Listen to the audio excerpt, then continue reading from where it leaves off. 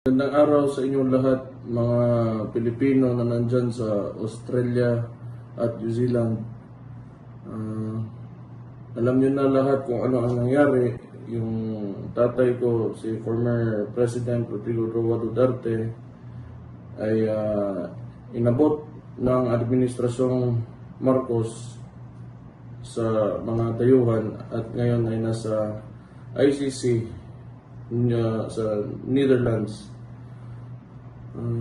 Hindi namin alam kung makikita ba namin yung tatay ko o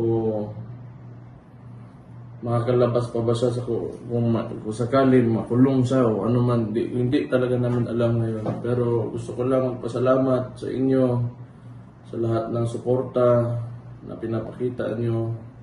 Malaking bagay yan sa pamilya namin at pati na rin sa mga taga Davao kung saan talaga siya matagal na naging mayor. So, masaya kami na nandyan kayo at sumusuporta. Sana makabalik pa yung tatay namin sa tulong din ng panalangin nyo. Mabuhay kayong lahat.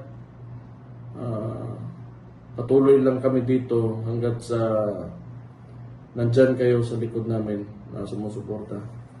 Magandang araw sa inyo at mabuhay kayong lahat.